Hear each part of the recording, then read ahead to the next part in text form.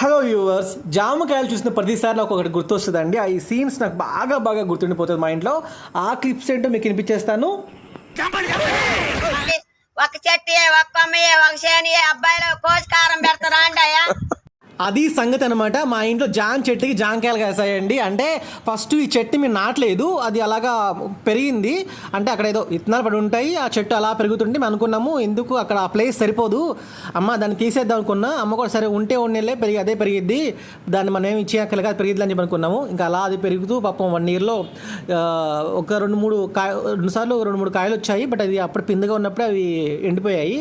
కానీ ఈసారి మాత్రం అది కూడా సమ్మర్ సీజన్లో చాలా అంటే చాలా పెద్ద కాయలు వచ్చాయి. ఆల్రెడీ మా తమ్ముడు ఒక దానిలో వాడు పొట్లు వేసేసుకున్నాడు. మా అమ్మ నేను వస్తా అని చెప్పేసి కోయకుండా చెట్టుకి అలాగే ఉంచింది. నిజంగా అయితే కాయ చాలా టేస్టీగా అనిపించింది. అండ్ మీరు మాత్రం మన వీడియోని లైక్ చేసి కామెంట్ చేయండి, సబ్స్క్రైబ్ చేసుకోండి.